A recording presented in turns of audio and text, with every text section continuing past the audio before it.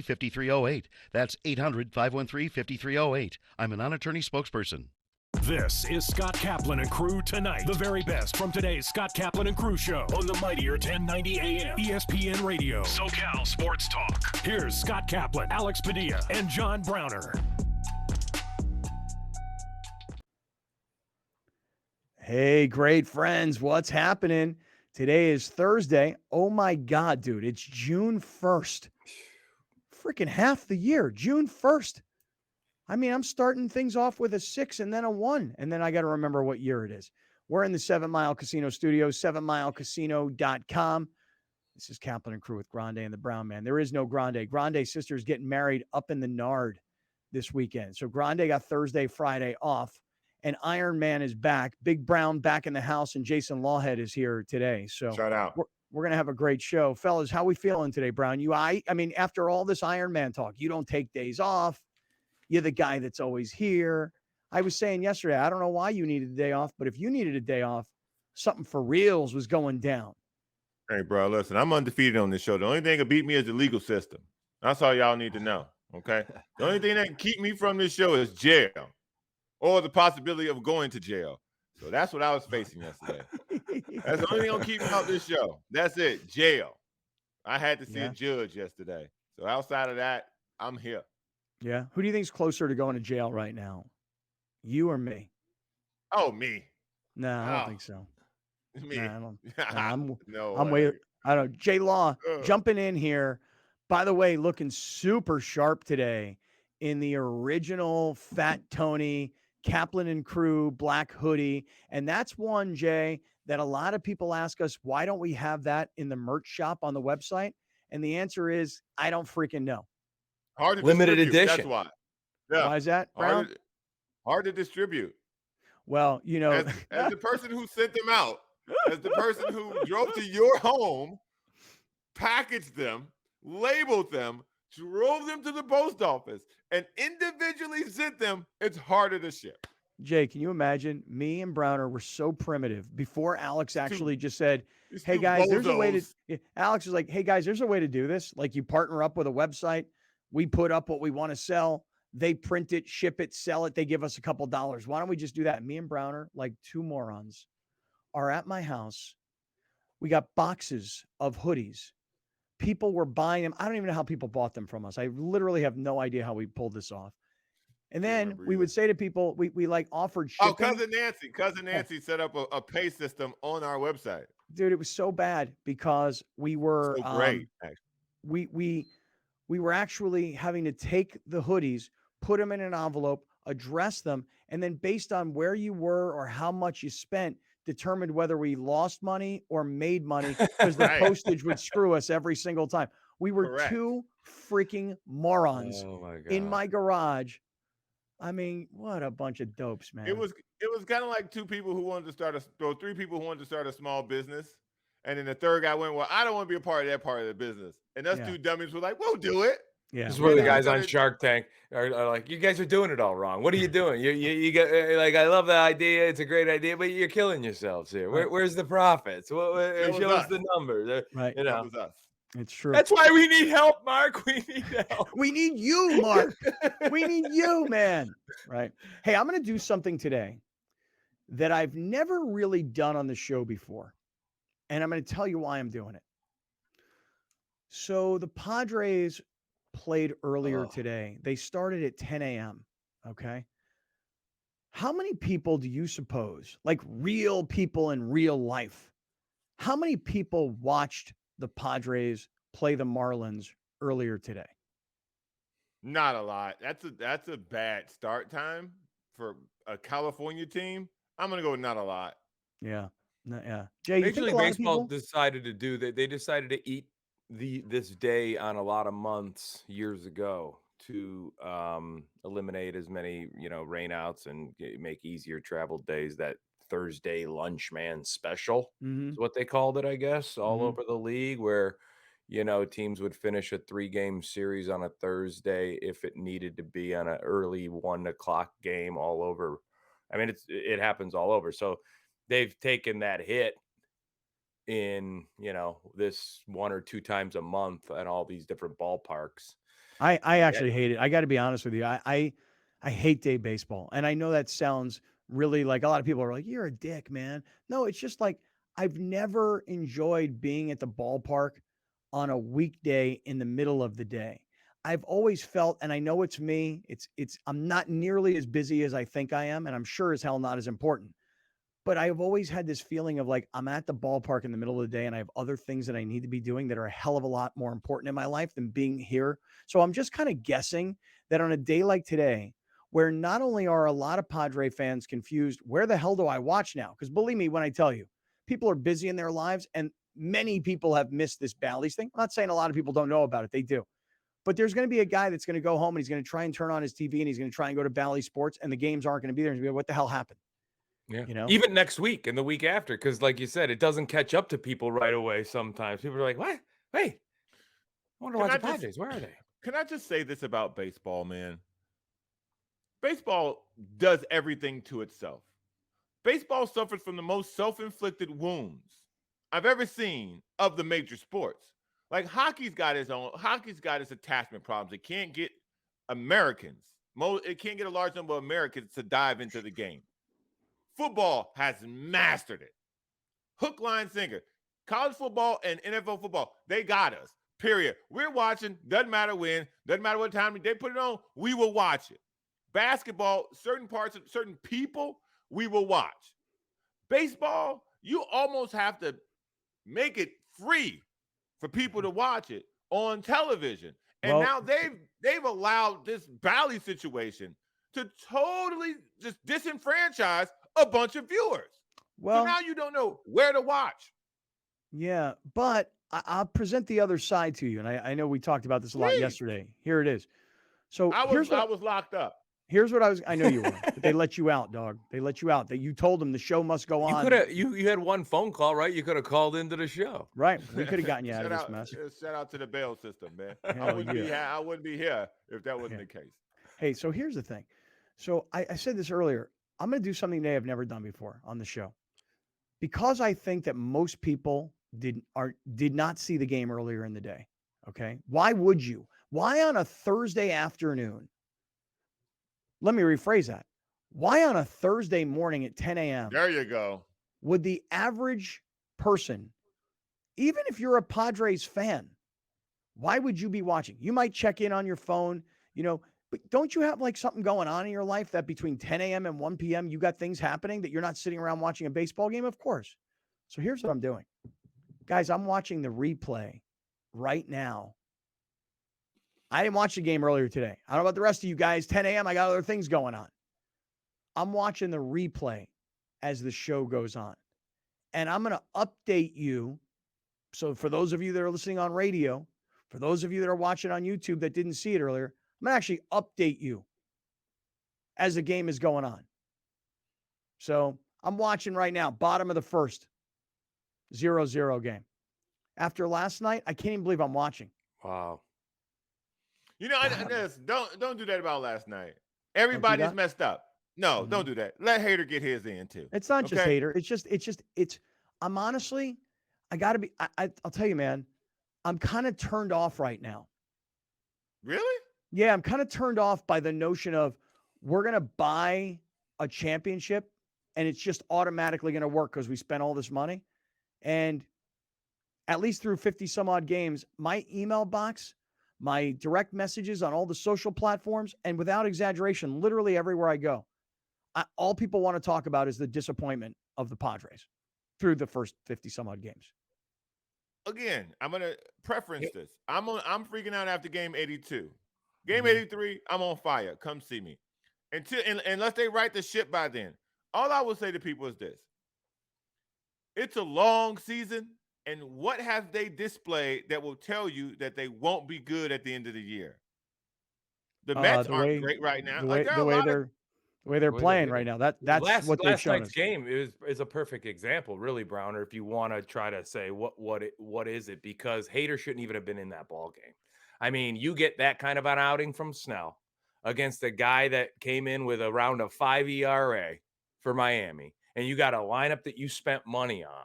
And you've already had you scored 9 runs the night before. You feel like, okay, can we get out of this thing, and maybe these guys were paying all this money to start hitting the ball, and then you get yourselves in a game that Snell is white knuckling a 1-0 lead. That game should have been 5-0 going into the bottom of the ninth. So let me. With this team. I want to make sure I get this right. What do you need to know? Here's the problem, because y'all know I'm the baseball expert because I called Salas, but I won't even get into that. No, wait, timeout. And I'm not hating on a hater. He's gonna blow one once in a while. He shouldn't. No, I'm just telling y'all. No, I want to give you your I'm the flower. baseball man. I'm the baseball man. I want to give you your flower. We gave you flowers yesterday. Okay, I don't love to give flowers. I don't even like the phrase of giving flowers. Mm-hmm. But here's the deal. We told the story yesterday while you were gone of how we were talking about how bad the catching has been for the Padres, and I mean like the offensive side in particular. Yeah. Right. And by the way, hey, they got this guy Sanchez from the Mets, and he hit a home run yesterday. That was their only score at that time. Right. Welcome to the club. Yeah. And so Browner Googles top Padres catching prospects. Whoa. Don't do that. Don't do that. Don't do that. We did the whole show on it yesterday. Listen. Let me tell y'all what I did. Look at this. Okay? Look at this right here, Law. I went into my baseball well of knowledge, and I brought up a bucket of prospects, and from that well, Salas is what I found. What is he playing? Like baseball historian circa 1865? What are we looking at here? What I'm saying to you is, I went into my depth of Padre knowledge, and I gave you a person who I thought could be successful today. Y'all came at me about his age. Yeah, and you know what? Ever seen Harlem Nights, the movie, Eddie Murphy? Yeah. He looks like Red Fox. Remember when Red Fox had those glasses that he couldn't see, right? How about when Eddie Murphy gets taken out back in the alley, and what's the lady's name that winds up kicking his ass? Oh, Della Reese. Yeah. Kicked his ass. I will shoot that nasty old pinky toe right off your. I mean, a lot of other expletives in there, but that's one of. I mean, I'll tell you what, that's probably one of pound for pound. Coming to America, Harlem Nights, and Trading Places are my three. And he's had Beverly Hills Cop. I mean, he's had millions of them. But those three stand out to me as just laughing all the time. No, for me, I would say Coming to America, 48 Hours. Oh, 48 Hours is another great one. There's a new sheriff in town, and his name is Red Hammond. Y'all be cool. Right on. Man. And Nick Nolte's so good in that movie. Oh, my God. Amazing. Nick Nolte's but Trading great Places movie, ahead of its time. Look at Trading Places. And really, when you go watch relevant that, today. So, I mean, and so many themes in there that are, race and social class and all of the things. Of what we're saying here, can I ask a really bad question that no one's I'm gonna get the knives out against me. Hey, look, all I want to say about the one thing about your boy Salas. You ready? Salas, here's one real quick. Yeah. Okay, real quick about Salas. On Tuesday, Browner says, call up this kid. He's 16 years old. He's your top catching prospect. We all ridicule Browner. You can't put this kid in a major league game, blah, blah, blah. The next day, yesterday, this dude is playing up at Lake Elsinore. Actually, it was that night. Believe it or not, it wasn't even the next day. It was that night. Kids up at Lake Elsinore raking, completely raking. And I think today, Browner, he ain't no 16-year-old kid no more. I think the dude turned 17. That's right. One step away from being a man, baby. Hey, he a grown-ass man. Yeah, put him on the Padres. I mean, take him off the Lake Elsinore Storm and put him on the Padres. Robin Yount, Dwight Gooden. There are guys that have been ready at a young age that have had unbelievable careers. I mean, Gooden sidetracked himself, but then he was able to kind of get it back a little bit, and then he kept, being his own worst enemy. But had the off the field stuff not, hampered him, he would have been one of the great right-handed pitchers of all time. If he hadn't got on that horse, he'd have been something else. So anyway, we went from Padres and Salas, and then it was Eddie Murphy movies, and I don't know what happened after that. But you said we're just gonna have a. I just want to get this out the way. Yeah, we're warming up, Jay. Yeah. Eddie Murphy. One of the greatest actors of all time. I know you greatest entertainers of all time. I know people will fight that. I know people will fight that. Who's fighting? Because he doesn't have the level of roles of the Denzel Washington. He Oh, doesn't give me a have the break. I'll tell Eddie you what. Murphy, Eddie Murphy is so much more a performer than Denzel. Denzel's a movie star. Right. Eddie Murphy is a performer. He's a stage performer. He's a movie performer. He's a television performer, and he's a singer, and so on and so forth. Eddie Murphy, have you ever seen Dreamgirls? Have you ever seen This is what Mr. I'm Church? saying. Have you ever seen Mr. Church? I mean, you talk about serious acting and amazing acting, and then I'm telling you, Eddie Murphy is on a Mount Rushmore of the greatest entertainers in the history of this country. You could even say a Bob Hope, who did it all from, singing, dancing, vaudeville, radio, movies, hosting, all the different. I'm talking about, and Kaplan's right. Denzel's a movie star. Eddie Murphy's in another area. Yeah. Stand up, the voices, the ability to act, like you said, sing. I mean, Dolomite, the project he did on Netflix about the true story of Party him. all the time. My girl wants to party all the time, party all the time. That was a party all the mistake, but time. No, it wasn't. I mean, you got to hold. Whoa, What? That man just said that was a mistake. A Party all the mistake. time. You was a think party mistake. all the time was a mistake? What do you mean mistake? Mistake meaning what? How? To do that song. No, it wasn't. No. J What Law. what?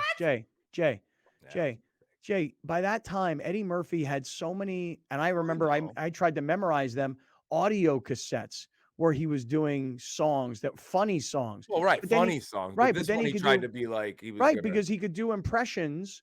And so he kind of mixed the fact that, hey, my impressions make me sound like a good singer. And then holding his hand to his ear in the studio and Rick James in the back just loving life. yeah, Bro, that's etched in my memory forever. It was brilliant. yeah. All So right. you gon- so- Yeah, you so don't like it, gonna Oh, the Mr. tell- video was the video was here. The song was here. I will give you that. So you mean to tell Go. me if you were at a bar and they played party all the time, I'd you laugh. would have no reaction? No, I'd laugh. It would be funny. I'd be like, oh my God, remember when Eddie Murphy did Not this? me. You wouldn't Not me. dance to that? Not me. No, I right I away. wouldn't. I No, don't right think I away. I would. put my hand to my ear. Okay. And I'd I have had sing fun the with it, song. of course. Yeah, because that's the dance. It's like the I Humpty love Eddie dance. Murphy. You're not getting. I mean, it's not like I hate We're him not saying- for right, doing correct, that. correct. Don't right. hate. So just so we're clear. hate. Just so we're Celebrate. clear. No, I love Eddie Murphy. You kidding Celebrate. me? Right, of course. All right, listen. So J Law's in today. Grande's This out episode's today. gonna be called "Party All the Time." Yeah, I like that. All right, we got a lot I want to get to today. So first of all, I said it earlier. I'm going to watch the Padres replay while we're on the air, under the assumption that none of you guys were watching this Padres game. The other reason I got to be honest about it, the other reason I'm watching the replay while we're on the air this afternoon is because yesterday the game was early, like, I don't know, 3-something, whatever. Mm-hmm. And when the game ended on Channel 4 San Diego, that's when Kaplan and Crew came on. Hey-o. So we literally were talking about this during the show yesterday. We did not know what was going to happen with Cox. Once Cox got the Padres games, because Bally Sports San Diego went belly up, we didn't know if we were, we didn't know if we were going to still be on. The Cox people were like, yeah, no, send the show. We got to put it on. So we went on yesterday after the game. I think what will be super interesting is this.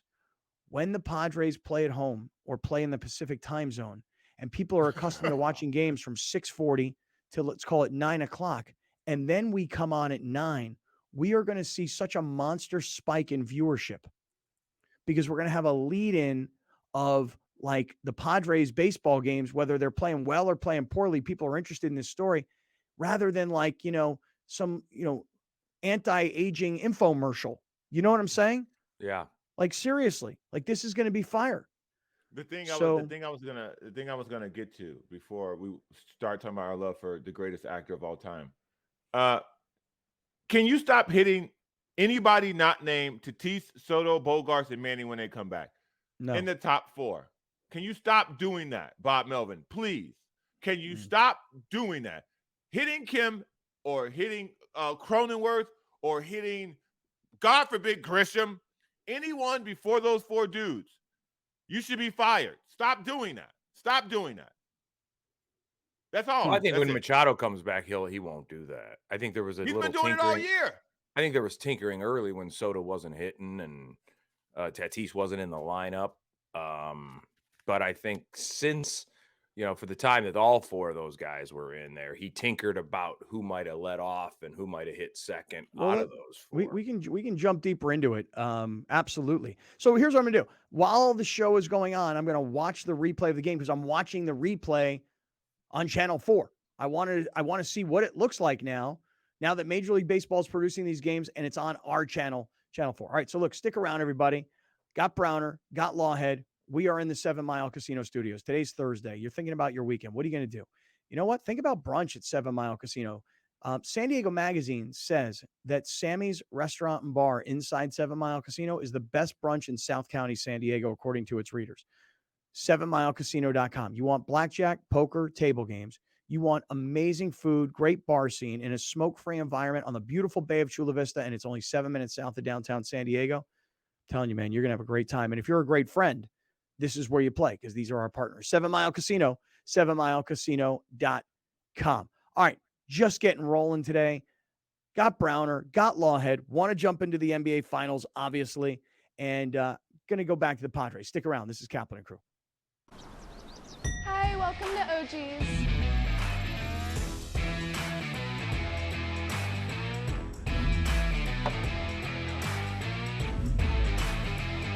Touching down this football season at OG's has never looked better.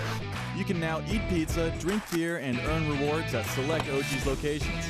You won't miss a live game when you're watching at OG's. We're going all out, all game, all season long.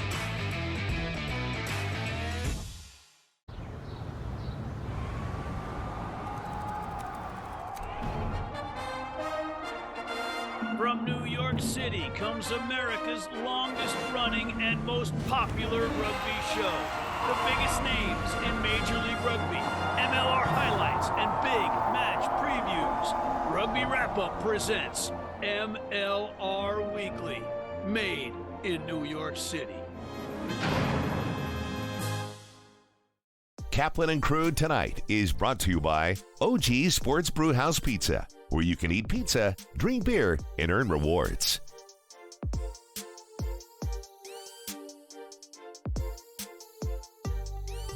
All right, great friends. Hey, we welcome you back inside the 7 Mile Casino Studios, 7milecasino.com.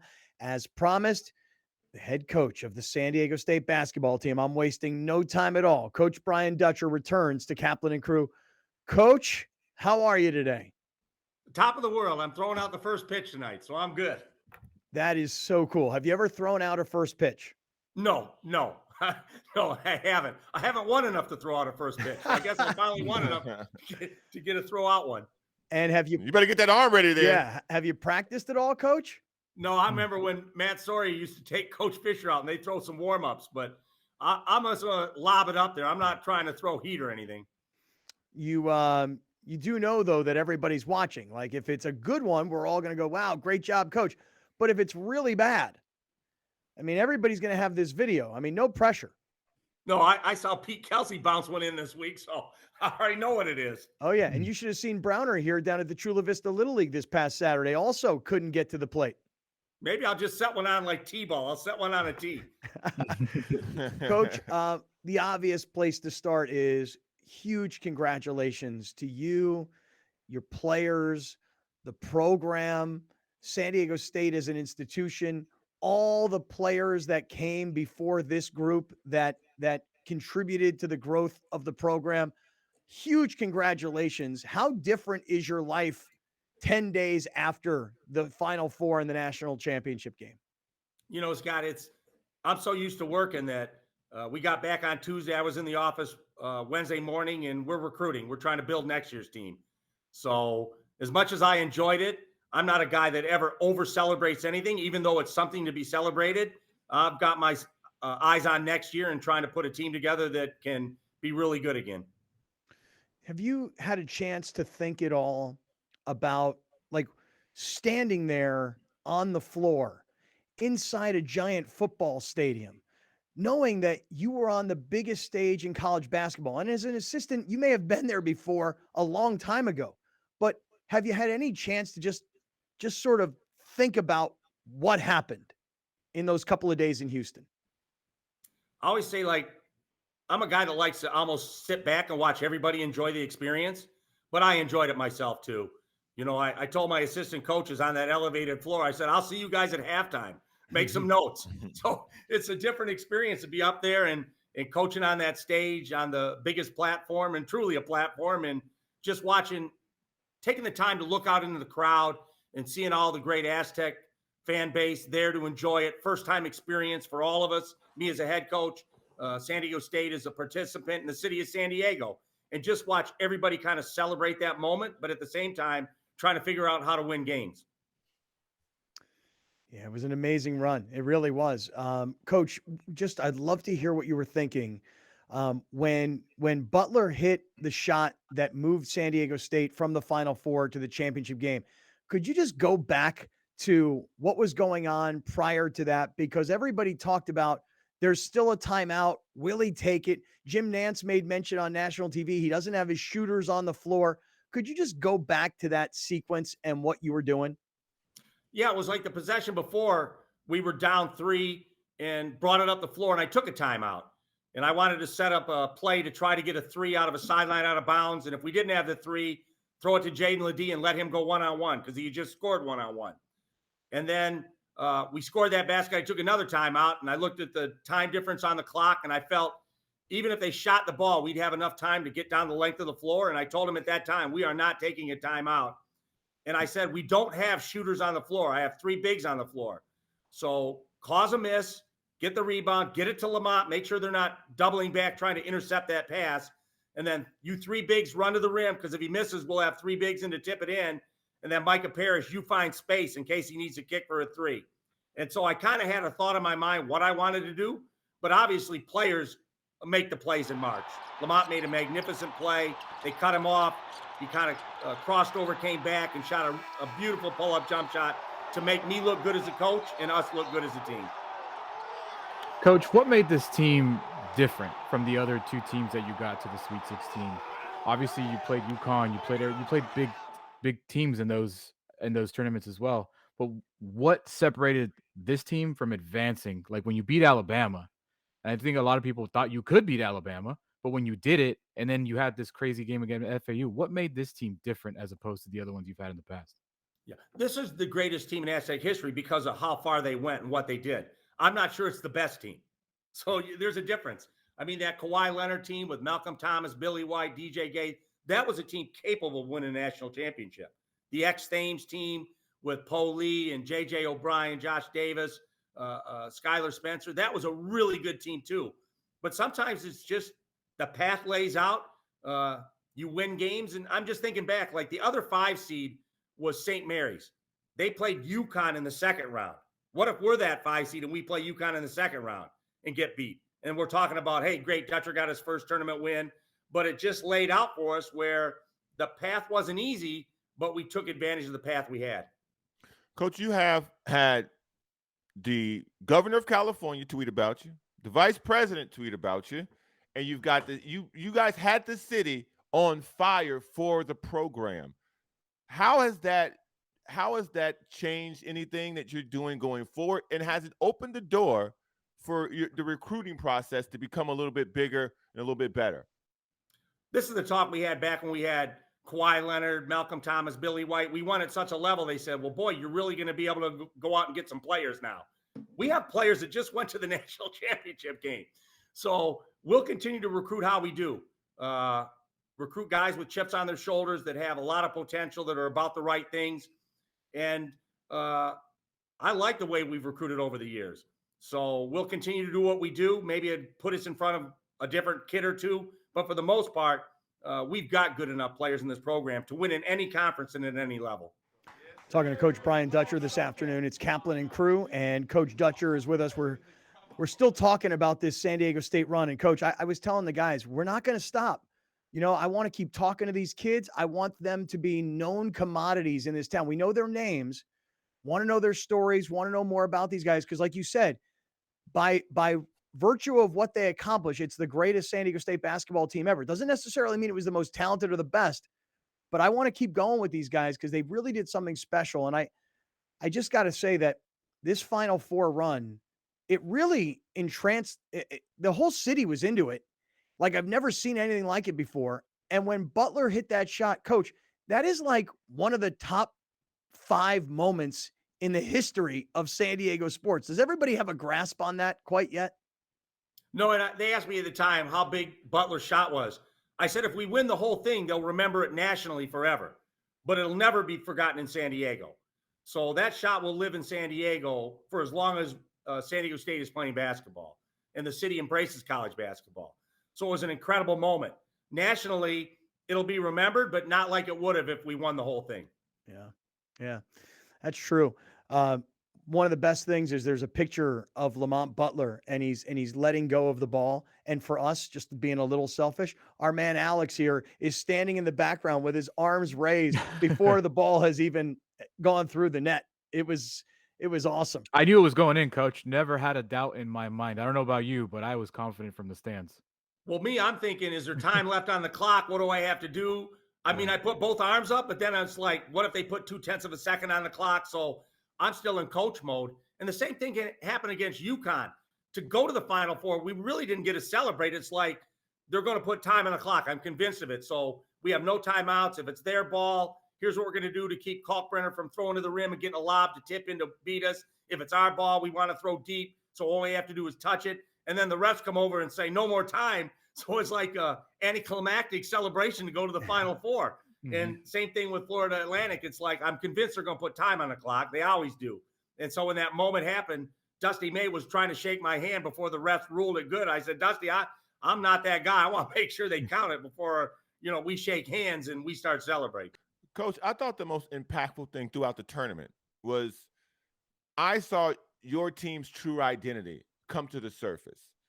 The amount of defense, the 40 minutes of defense from end to end that your team was able to play throughout each game, you could see it was frustrating these other teams you guys were playing because they were used to guys playing like that maybe a couple minutes a game, maybe a half.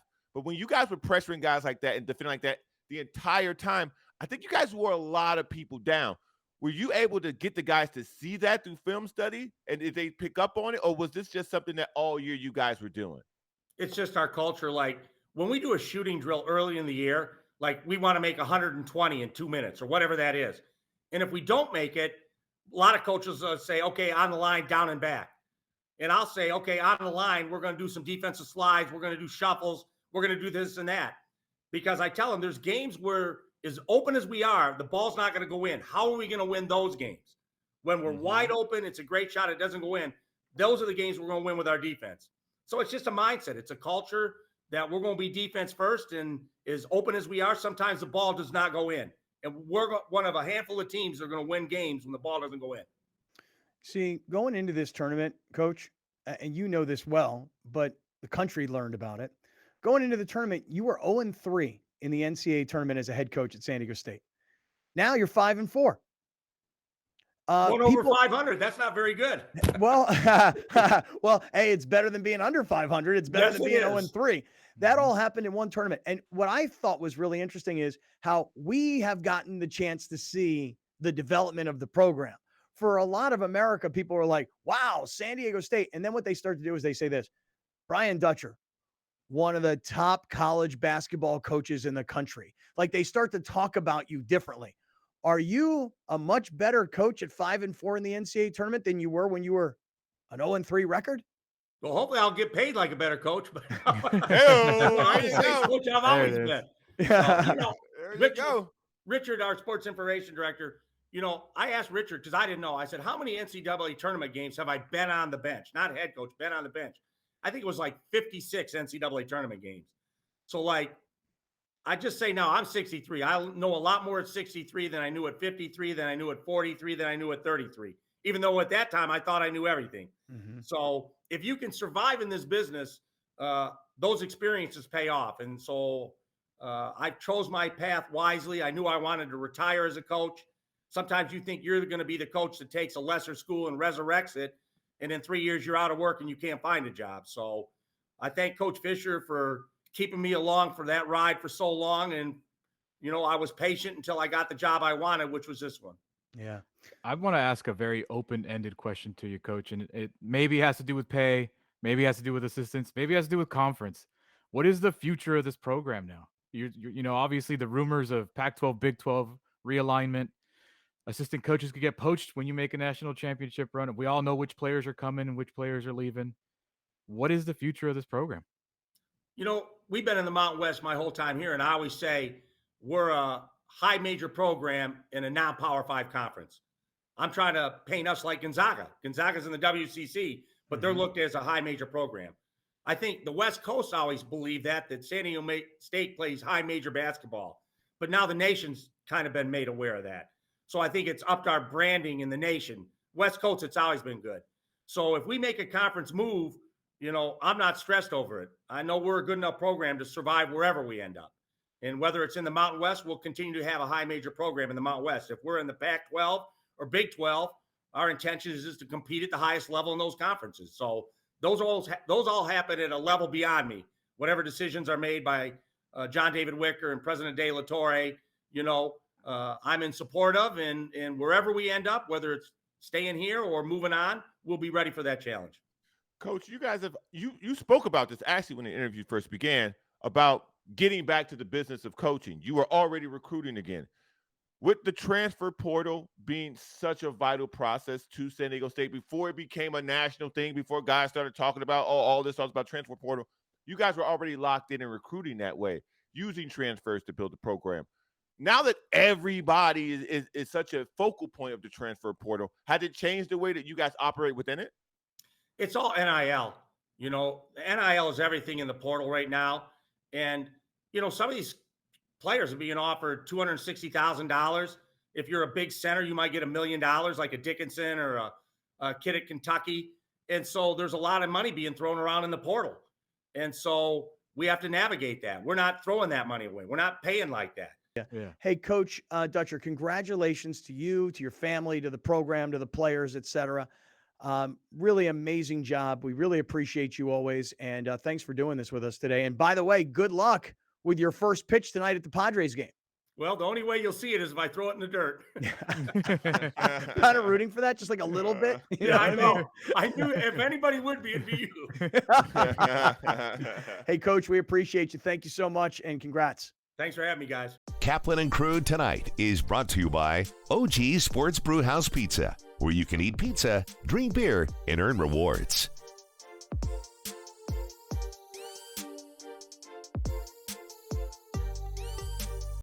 Dominating the SoCal radio airwaves for over 20 years. Join Scott Kaplan, Alex Padilla, and John Browner for Kaplan and Crew every Monday through Friday, 3 to 6 p.m. Only on the Mightier 1090 ESPN Radio, SoCal Sports Talk, and the Mightier1090.com. Hi, welcome to OG's.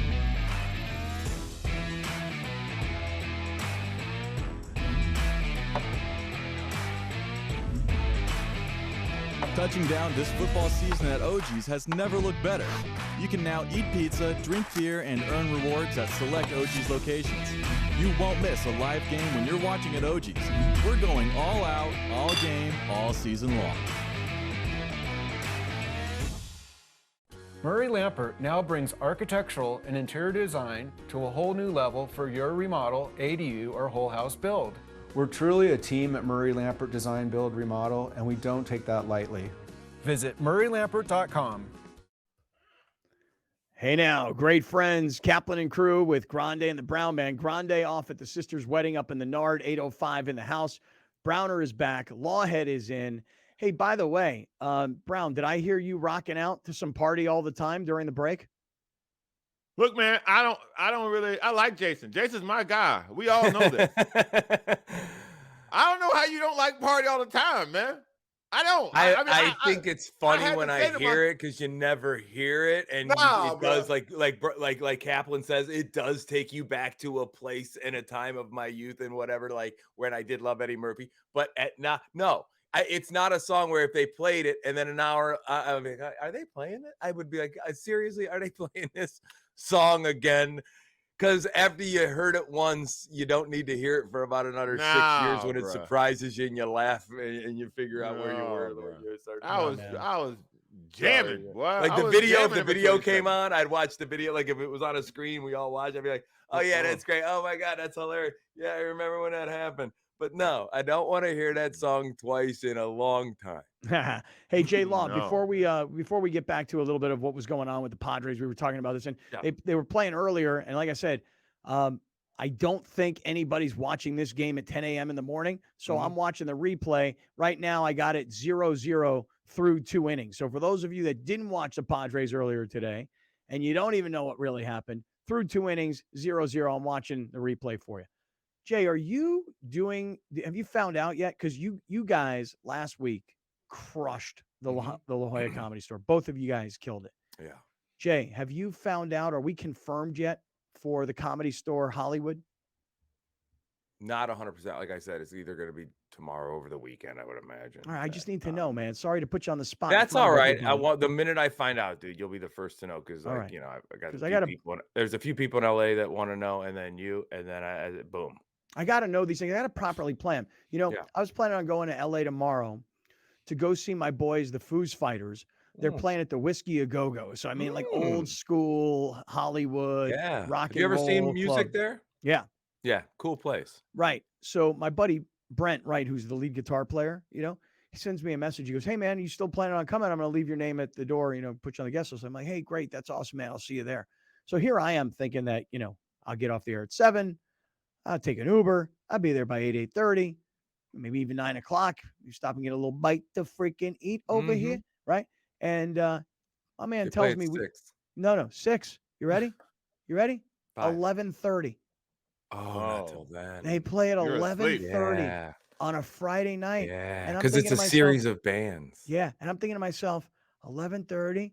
Okay, 1:30, 2 o'clock. I mean, I'm like, I'm gonna screw up They probably only get to play for 45 minutes. Though. I'm like, I'm gonna screw up my whole weekend here. So I can't be doing like an 11:30 show. Like shows should be long over I should be home and in bed by 11:30. And I don't mean to sound old on this, but man, You do. 11:30. 11:30 is kind of late though. Well, You do? especially if you worked all day and you live in San Diego. Yeah, 11:30's late at any age in that predicament. I know. So, all right. Well, you let me know as soon as you know I will. if you're getting some of those valuable minutes at the Comedy Store in Hollywood. I want to make my It would plans. be the I want to be there. Improv, but still. Oh, the Improv. Yeah, on Melrose. So yeah. Oh, my bad. Yeah, no. I've been to the Improv on Melrose too. I thought it was Comedy Store though. Not this particular gig I was telling you about. Okay. No. All right. My bad. All right. So I'm rewatching Padres from earlier in the day, top of the third, 0-0. I assume most people aren't watching it. And I also am curious. We're going to put this in our email when we send it out tomorrow. Where are people now watching the Padres? Like, did you find out yesterday, Jay? Are the Padres now available as part of your AT&T Uverse? Or do you need some sort of an upgraded package? We need an upgraded package. We You have found this out. literally You did the work we have yesterday? literally the most basic thing because we went down to it right at the beginning of the pandemic, and we just said, let's just go down. We got to keep our internet. We've only got literally the up to PBS. So did you? Have you found a way to watch? Not yet. Oh, all right. I didn't get that far deep other than seeing, is it on my television remote control? Would the $19.99 app work for you per month? Oh, wait, Brown, you don't like that. Is that because some people tell me that sounds expensive? $20 a month. $20 for access to only the Padres. See, if it was every game available and the Padres, because they're no longer blacked out, $20 a month, does that seem reasonable? Because I'm just asking you guys this. What is Netflix a month? $15? Maybe $14.99 something. Yeah. Okay, but under $19.99. Yeah. Oh, Netflix is less. But they also just passed where you can't even share it with one person anymore. Now that's $7.99 to jump on top of that now to get the second person on a second device or whatever. Shared password. Yeah. Shared user. But Netflix is less than this Padres MLB package, right? Netflix is less. How about I don't know. I don't know what I pay for Disney Plus, $7.99 maybe, $10. I don't know. Something like that. Okay. $10.99. HBO Max, which, by the way, I have no idea. HBO Max. Thank goodness I have it right now. Max. Because, dude, I'm on a Succession binge. I'm trying to catch up. I've got terrible FOMO. Everybody knows what happened in Succession. My son watched it. Everybody I know watched it. I'm still stuck back in season 2, and now I'm in a binge. Who's your favorite character so far in the show? Like at this point, I love Shiv. you love Shiv. Okay, interesting. Okay, good. I find her to be so unbelievably sexy. Awesome. Wait. Yeah. Okay, great. You're gonna see. Okay, and then who would you hate the most right now? Or who do you just like turn like that I guy, can't stand the little brother, Macaulay Culkin's little Roman brother. Roy? Okay, good. What's his name? Interesting. Roman Roy. Roman Roy. He's hilarious. Sure. But he's got some great lines. But he's like a disgusting guy. Yeah. You know what I mean? He's always creating problems for everybody at all times. You know, where I am in season 2, they're on this like retreat, and he goes into the lawyer, I don't know her name, the corporate lawyer, and he goes into her room, and he's in the bathroom, like, you know, doing his thing. Sure. You know, while she's outside telling him what a bad boy he is. Yeah. And they go up on stage and they're trying to do damage control, and he freaking we've says all something seen the stupid. show. I was just curious because I was just curious who you liked and who you hated the most, and where that might evolve. Because I'm going to ask you that question again at the end of the series. Okay, and I also can't stand the big brother, Kendall. Can't stand him either because he doesn't say anything. Like, what? Why is he in the role that he's in? Because he doesn't do anything or say anything. And then when he goes in the back of the plane and he starts screaming at everybody, you know, and intimidating everybody, you know, hitting their computers, punch that little kid. Yep. Brown, are you watching Succession? Rich white people? No, I'm good, bro. You already know the requirements for me to watch a show. Yeah. Succession ain't got none of those. No, you're right. You're right. That's true. That's fair. I can't really argue that. That's true. No. All right. Hey, this segment on Kaplan and Crew is being brought to us by our friends at MedCline, medcline.com/greatfriends. The CEO of MedCline is this guy, Rick Slider, and he's like hardcore Padre fan. I mean, really hardcore. And tomorrow, Rick's going to stop by the show. I can't wait to hear what he's going to say because of the way things have been going. And I'll tell you guys, if you have any shoulder problems, like we had this one listener who sent me this message. He's like, bro, I got into this terrible mountain biking accident in Big Bear, and I never went to the hospital, and I don't know what I did, but my sternum, my shoulder, my back, all the pain radiates. I can't sleep. Next thing you know, he tells me that he went and bought the MedCline system after hearing about it on the show. And he says, vivid dreams, deep sleep, pain-free the next day. He's like, game changer. And I'm like, okay, look, if you think this is an exaggeration, bro, go try it for yourself. Okay. And when it works for you, you're going to be like, hey, thanks, man. Tell my story too. Medcline.com/greatfriends. If you have problems sleeping because of chronic shoulder pain or acid reflux related issues, get onto this website, medcline.com/greatfriends. You'll save 20%. Okay. So, guys, tonight starts the NBA Finals. And I know both of you guys are big NBA fans. I know this. On one hand, I look at the Miami Heat and I think all heart, all grit, all toughness, all culture, all the things you say about a team that you think seems to be kind of outmanned or finds ways to beat teams that maybe others perceive to have more talent. And on the other hand, with Denver, I look at a team that is well rested, has home court advantage, has been building towards this moment for a long time, has sort of a defiant kind of young coach, has a us versus the world mentality. Nobody believes in us, you know, nobody respects us. So on one hand, I could see Denver sweeping Miami in this finals. But on the other hand, Miami's got way too much heart. They'll never go down like that. And I'm inclined to be rooting for Miami. But my head says Denver. So I'm looking at you two guys who know more about basketball in your pinky finger than I'm going to know the rest of my life. Jay Law, who's winning the NBA Finals and why? I think Denver's going to win it, but I think it's going to go long. I think it's going to go at least 6, and maybe a 7th game. And I'll tell you why. A lot of the things you say make a lot of sense, right? Denver, Miami is played up and above their heads against opponents, theoretically, I guess. Denver's well rested. Denver's at home. Denver's a 1 seed. Denver has the best player in the NBA, arguably right now, and the way they've gone. But I will say this. I think I don't think high altitude is going to be a problem for Miami. I think when you look at Miami and had conditioning or being tired or banged up been a problem, they would have crumbled in Game 7 in Boston because it would have been this long road. They've been playing 40 playoff games. Let's not forget the Miami Heat have been sitting in are we going to make the play-in or playoffs since January, February. Okay, so they've been playing that kind of basketball for a long, long time. And, I really think that, series will make adjustments throughout a lot of times. And Spoelstra's a great coach. Malone's a great coach. And Denver's great. Denver is what Boston has been trying to become, building for years, getting to this spot, having the home court. Boston had it last year against Golden State, couldn't close a deal, came back this year, folded like a cheap tent. And then you have Miami. And if I'm Miami, I know I'm outmatched and I'm probably the team looking up in this series. But tonight I'm doing this if I'm Spoelstra. I'm putting Butler on Murray. I'm putting Bam on Jokic. And I'm not double teaming anybody. And I'm going to pick my poison and I'm going to say, I'll let Jokic get 46. I'm not letting him get 14 assists.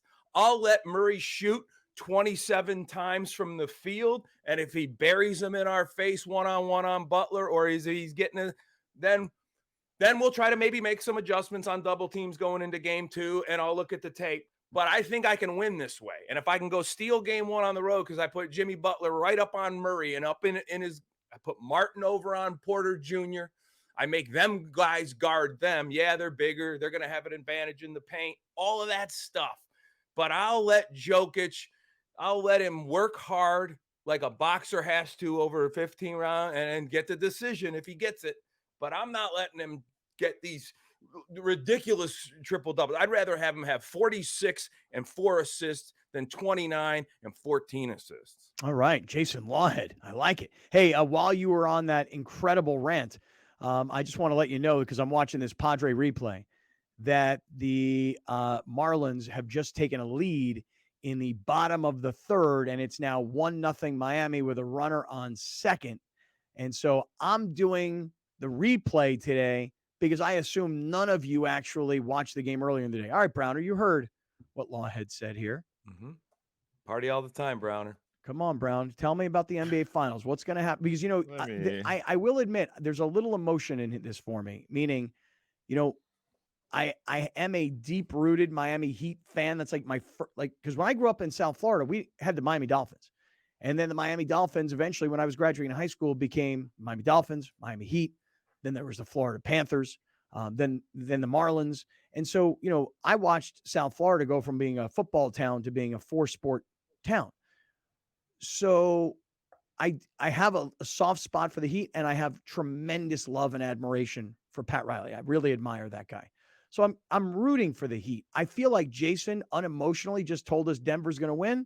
So, Brown, what do you say, man? What happens when a try-hard team meets a talented team also trying really hard? Good question. Good. Very good. You're gonna get rolled.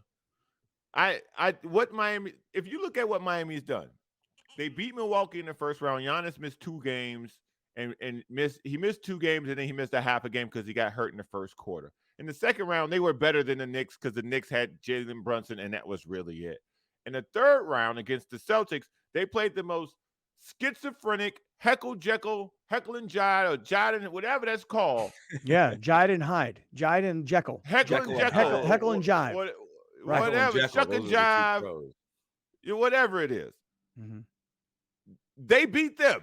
And they tapped out in the last game. They tapped out multiple times. Mm-hmm. Miami's road to get here, even though they should be given credit for it, wasn't very hard.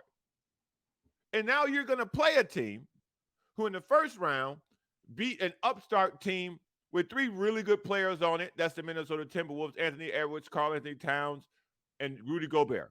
Oh, and Rudy the second, Gobert. Come on. Rudy Gobert, multiple time defensive player of the year. Oh yeah, but he wasn't that's a crap. he wasn't award who he these was days. in the past this year, was he? And that award isn't what it is. Who was I'll the defensive player of the year this year? And look what the Celtic or the Lakers did to him in Memphis. Anyhow, go ahead. I'll give you that. I'll give you that. Gobert stinks. Anyway, go ahead. Then they played two good young players. Then, in addition, you follow that up by beating LeBron James and Anthony Davis. By the way, a healthy LeBron James and a healthy Anthony Davis. No. Austin Reeves. No. Don't you know that the excuse makers for LeBron are saying that he was not healthy and his foot was really, really damaged, and that's why we didn't see full LeBron. I'm like, are you guys kidding me? He scored 31 points in the half of the fourth game. He wasn't healthy? Please stop using that as an excuse. I'm going to tell you something. Hold on. In addition to that, they also beat Kevin Durant and Devin Booker. So they beat some of the best players the NBA has to offer, trying hard, being the underdog in 2 of the 3 series. Everybody thought the Suns would beat them. Everybody thought the Lakers would beat them. And they were the best team in the Western Conference all year long. Everybody thought the Suns would beat them and the Lakers would beat them because everybody doesn't know anything about basketball. I'll tell you something that's different between the Heat and everybody that you just named. First off, the Suns are in the same boat the Celtics are. I don't care if they got Durant. I don't care if they had 2 Durants and 2 Bookers. That team was a heckle-jekyll mess from the bench to the front. Everything was off with that team. The Lakers, as great as they looked going into that series, they big advantages, much like you said about the Heat's road in the first couple of rounds. Big advantages just to get to that Denver series, and they were smoked. I'll tell you what, whatever you want to say about Bam Adebayo, whatever Bam Adebayo shows up, because a very offensively effective Bam Adebayo did not show up to Boston in Game 7, but what he did do is get 10 rebounds, 7 assists, block some shots. He's way more active than Anthony Davis ever is on his most active day. That's the Heat advantage. They are playing together really well. Denver hasn't seen a team this gelled and cohesive in their run. I don't care. In Minnesota, so much talent. That franchise is a mess. Gobert came in. They're punching each other on the bench. I mean, so Denver has a team that has gelled. You mentioned Riley. They've got Spoelstra. Jimmy Buckets is the sole leader, and he knows it. There isn't a 2-3 star. Whose team is it? It's his team. Adebayo is a great sub-star. They've got role players playing all the roles, as Jimmy Butler calls them, teammates. Look at Duncan Robinson. I don't think Denver's going to let Duncan Robinson do what the Celtics let him do for sure, but they're going to find their ways, and tonight's going to be a big kind of feel out. How do we adjust going forward? Remember, a lot of teams have been down 2-1 in NBA series, and they've looked cooked, and they've come back to win them. So even if Miami is down 2-1 in some respect, they're not out of this thing. And I think as long as it's 2-1 somewhere after 3 games, whether they're ahead or they're down, Miami's still got a really good shot. All right, stand by. Wait, stand by for one quick second here, because we'll keep this going. I just want to tell everybody, I'm watching the replay of the Padres from earlier in the day. Padres are down 1-0. In the top of the 4th, Hassan Kim comes up, hits a double, then steals third. Then Tatis hits a ground rule double to right center. Kim scores, and Tatis is dancing on second. Bro, please chill just a little bit. Like, get good and then dance. Yeah. He is good. No, I mean the team. Oh. Yeah. Okay. I just mean the team. And I understand, like, the notion of wanting to be swaggy. You know, and Miami had scored in the bottom of the 3rd, so it's 1-1. Okay. It's 1-1. Right, 1-1. So I'm watching the replay under the assumption that none of you guys watch this all day. All right, listen. Let's come back. Let's give some final thoughts here, because Jay, you started out with, I think Denver's going to win. Browner, I haven't heard who you think's going to win. Tell us in a second. And then I'm going to kind of listen to both of you guys, and then I'm just going to make my pick. It's like horse racing. I'll ask 5 different guys who's going to win the race, and then whichever guy I believe the most, that's where I'm going to go. So we'll do that coming up. And I can't believe it. It's just June 1st, but I'm already jonesing out for NFL football. I'm going to explain why. Coming right back. Stick around, along with Grande and the Brown Man, although Grande today is being played by Lawhead. This is Kaplan and Crew from the 7 Mile Casino Studios. Much more to come. Thank you for joining us. Catch Scott Kaplan and Crew tonight from 7 to 8 p.m. Pacific every Monday through Friday. The very best from today's Scott Kaplan and Crew show on the mightier 1090 AM ESPN Radio, SoCal Sports Talk.